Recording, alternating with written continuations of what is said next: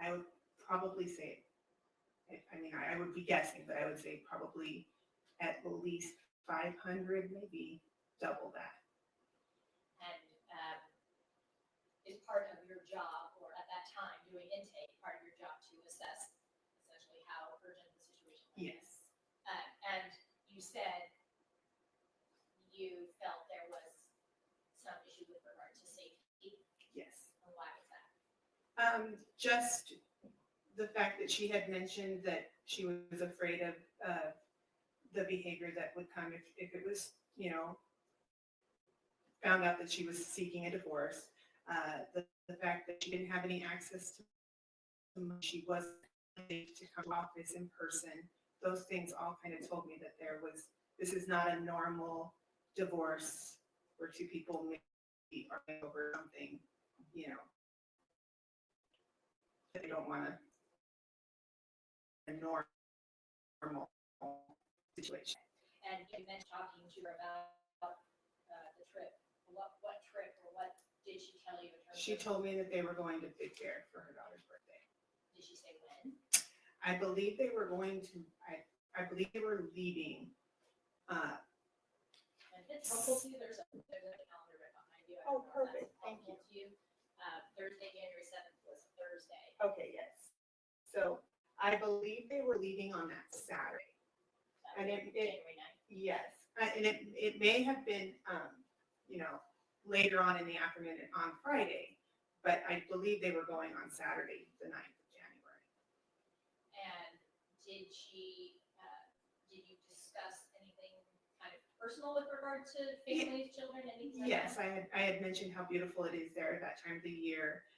You know, part of my job is to make people feel comfortable, and so we kind of deviated a little bit and talked about how beautiful it is and how I had taken my children there around that time of year, and just how much fun it is with them, and you know, they're good age, they're going to enjoy it, and they'll have the memories. And based on your tone, her listening and hearing her tone of voice, did she express whether or not she was any feelings about the weekend? She was, to me, she was very excited, and she was looking forward to spending that time. Did you ask her if you could make an appointment the following day? Yes, I did. And what did she say? She said no, she wanted to wait until after the Big Bear trip. And so when did you make that appointment? I made that appointment, I believe it was Tuesday the 12th is when I scheduled her for. And was that a phone or an in-person? It was over the phone And was it over the phone? because she didn't feel comfortable coming to the office. After your phone call with her, then what is the next step in terms of setting up an appointment?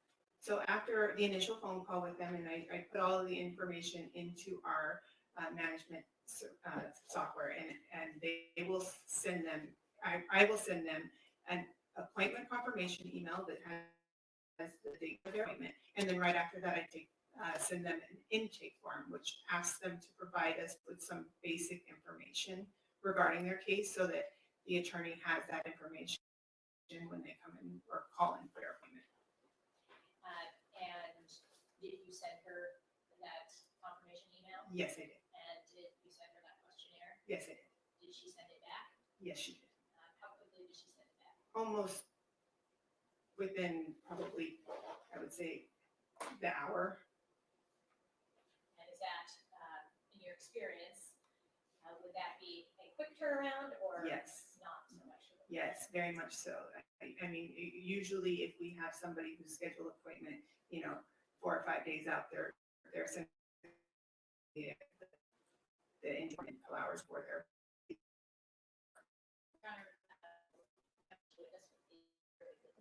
Yes. And just for the record, I previously had a binder, which I've also provided a courtesy copy to the court and to defense counsel of the exhibits that have been marked in this case, pre-marked by Madam Clerk. And so I'm going to refer you to Court's Exhibit 1. Okay. And you'll see there 1-1 in the bottom right-hand corner. And I'm going to just ask you to flip through 1-1 through 1-8, and just let me know if you recognize, if you've had a chance to look through those.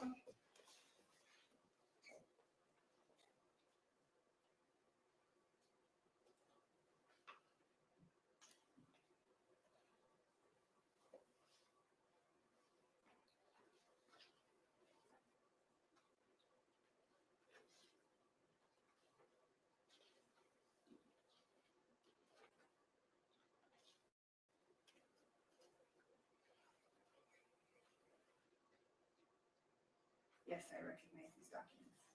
And what do you recognize those documents to be? So these are documents that are the email, a copy of the email confirmation of the appointment that was sent to her. 1-2 is. We'll actually go through them one Oh, by one, okay. which generally is at work. Yes. The email confirmations are the documents that I sent to her to fill out and return to her appointment. And I will ask you to make sure that she's finished that Oh, my question apologies. before, so that my court reporter can get each person's statements. Yes, I understand. Sorry, thank you. All right, so I'm going to publish it on the screen there. I'm going to highlight it a little bit, but do you recognize 1-1 up on the screen is the same 1-1 that's in front of you? Yes. And this is an email dated January 7th, 2021, with the time 54 p.m. Correct. And just kind of pull this out a little bit. Now, do you recognize this email?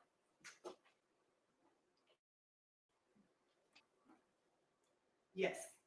And what can you tell us about how this email was generated? So I input all of the information into our Clio, and then once I've inputted in there, I send them like an automated email. And I change the wording in the email so that if they are coming to the office, then our address would be listed in there. If they are doing a phone consult, I change the language to say we look forward to speaking with you instead of seeing you. Okay. So this is one that you would have, this is auto-generated once you put the information in the system? Correct. And then I just edit it if I need to. And then looking at 1-2 is what's projected up on the screen, the same exhibit that is in front of you in the exhibit binder. Correct, yes. And this is an email dated January 7th at 1:55 p.m. What is this? This is when I sent her the info that asks her to fill out the basic information in regards. And then what happens after, is there actually a form that's attached to this, or how does that work? Correct. So if you look on the bottom right above my name, that's where you would click to fill out the form. Where it says click here to fill out the form? Correct. Okay. And did she fill out the form? Yes. Okay. And showing you, this will be 1-3, 1-4, 1-5, and 1-6. Are those the various pages of the questionnaire that she filled out? 1-6 is not part of the questionnaire. Oh, yes, 1 through 1-5. Correct. Okay. So 1-3, is that the same exhibit projected up on the screen that is in front of you in the exhibit binder? Yes. And the form that you received back in response to sending an email to fill out from Maya Millete. Correct. And so it was returned or sent back to you at 1:54 p.m. Or, sorry, sent to her at 1:54 and then submitted back to you at 2:32 p.m. Correct.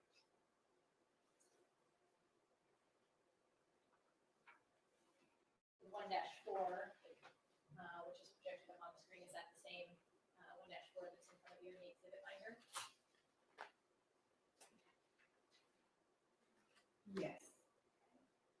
And are these some of the questions then that are asked and that she responded to in relation to the intake? Correct. And just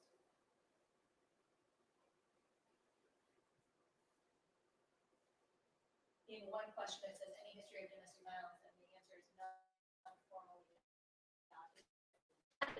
Response, or is that something that the person who's submitting the questionnaire has to actually write? That is a section of the form where it's not an option to select a predetermined answer. You need to write something in there, or you can leave it blank. And then she provided the full legal name and contact information for her spouse, which is listed below. Correct. And then 1-5, is that also the same document that is in front of you? Make it a little bit bigger to help you out. And that is the third page of that questionnaire. Correct.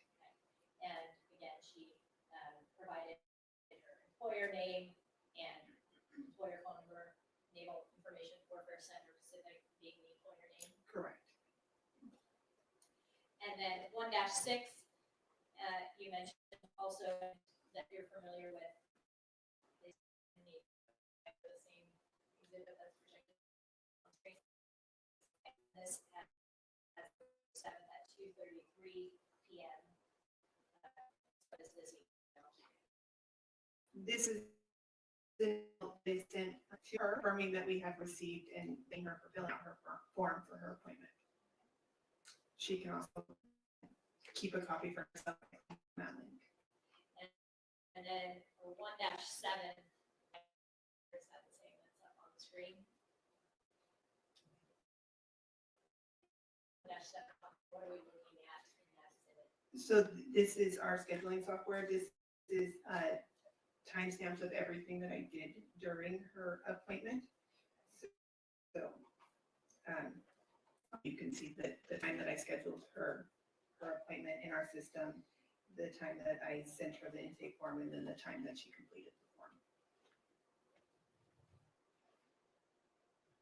So the email that confirms the appointment is essentially sent at the same time as the questionnaire. So the email that confirms it, yes, I do them both at the same time. So they receive that email confirmation of appointment, and then right after that, they receive the intake form.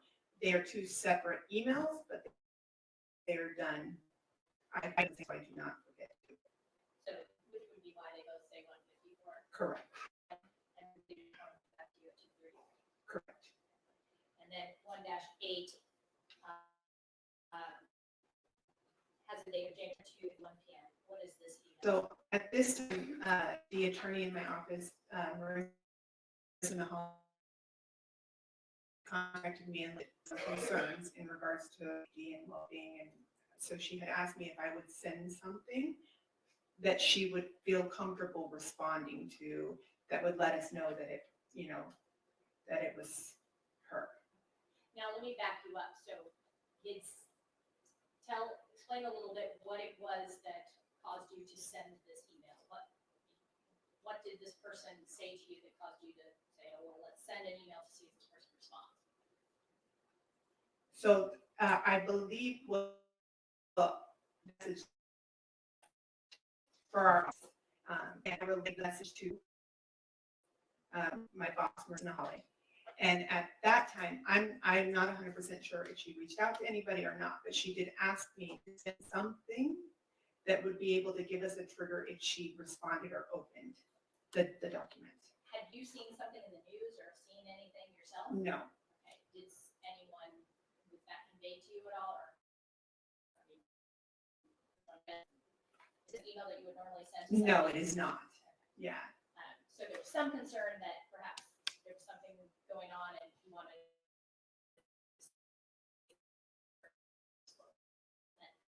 see if the email was genuine.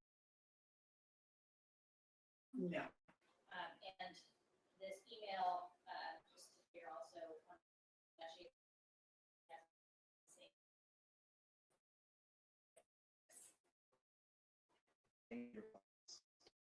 Sure. And last name is Nahal.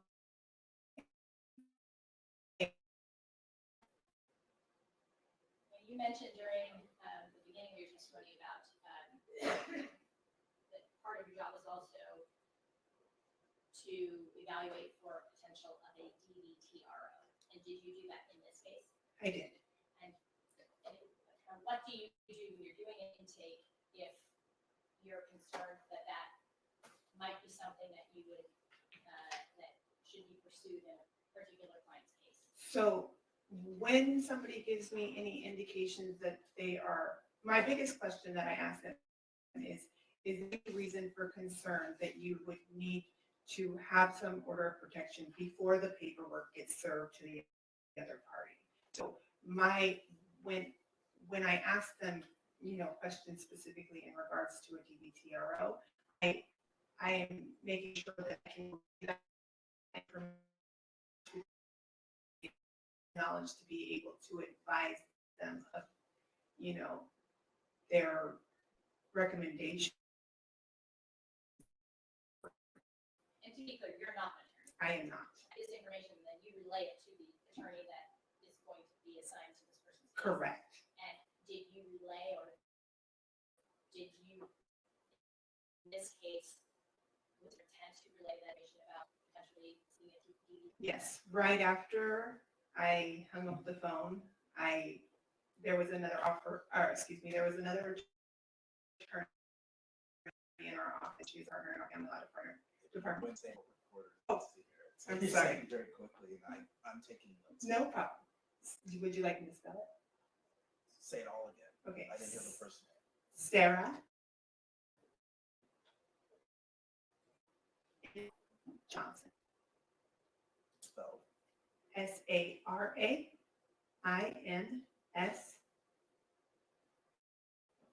DAH Johnson. JHNSO.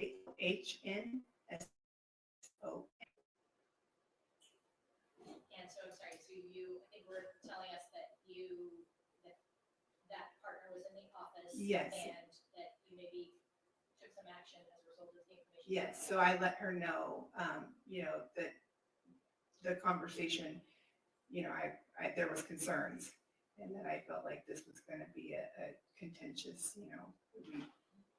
I wanted her to come in the next day. And the appointment on August 12th, did Maya Millete keep that appointment? No. He said office. Oh, August, January 12th. Did Maya Millete keep appointment 12th? She not. I just want to interrupt. When had the conversation with Ms. Johnson? Imstel Johnson? Yes. When I hung up, as soon as I finished doing the intake and sending out the emails, she was in her office and we sit across from each other. And this was on January 7th. Correct. Sorry. Was there something that stood out to you most about your phone call with Maya Millete? Yes, In other words, do you have a good memory of this phone call? no. Do you have a good memory? I do have a good memory of it. I thought, forgive me, I thought you were asking me if it's something I look back. No, I don't. But I do remember it, yes. Do you remember it well? Yes. And what stands out to you the most about the conversation that causes you to remember it so well? The fact that I knew that she was looking so forward to the trip with her children, and she didn't get to go. All right, thank you. I have no other questions. Cross-examination. And we're going to be breaking at 11:55. Yeah.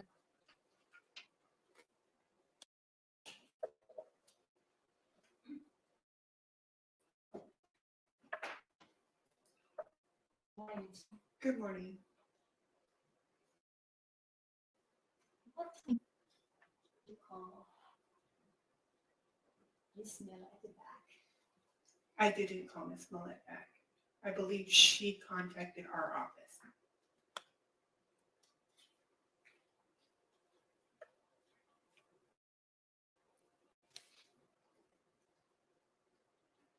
Did you talk to Detective Lorenzo Ruiz on January 11th?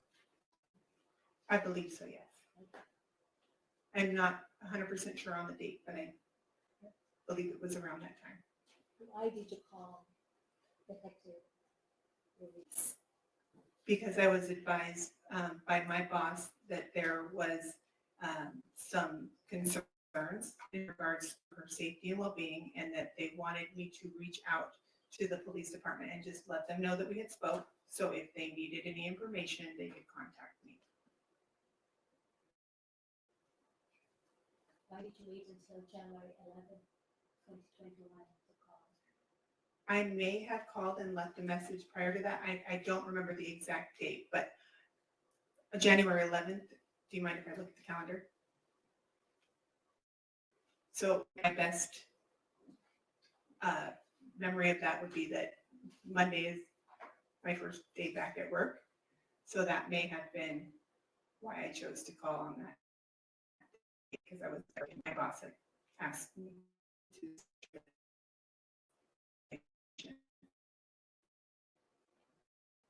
So let me just the chronology of your day, Mhm. which would be January 7th Correct. at around 1:30. I believe- And you stated that she was afraid to come to your office. That is what she had, relayed to me, that she did not want to do her appointment in person. Was it your understanding that she was still actively employed at that time? Yes, Was she going to work at that time? I believe so, yes. Okay. And you stated that she was afraid because she did not know the reaction that the letter would exhibit once he learns about her desire to gain the divorce, right? Correct. She also mentioned to you it budget before. She said what? No, if she did, I do not recall. Is there any reason why she did not list the date of separation on the intake form that you sent to her? It's not uncommon. People think that if they are still cohabitating, that the date of separation isn't necessarily, that people don't realize that you can pick a date of separation. I can't speculate as to why she didn't, but it isn't uncommon. Normally ask them. Yes, I do. And what did she say? I don't have my notes in front of me, but I believe she mentioned that they had been living separately, but that they were living in the same house. When you were speaking to Miss Millete, did you take notes? I just jot down information. I do have I believe, a note portion, just inside with like very basic notes. But I like, it's usually just a handwritten notepad. And you mentioned about speaking to a lawyer in your office. Right? Did you have her any hand notes that have made? No. Lawyer attempt to communicate with Millete?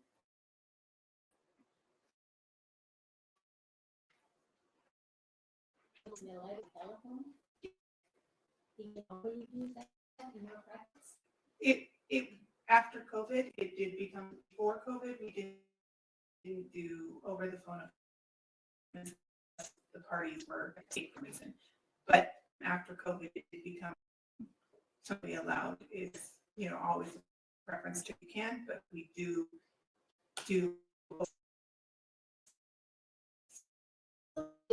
Advise Millete as much to retain your fees would be for the lawyer?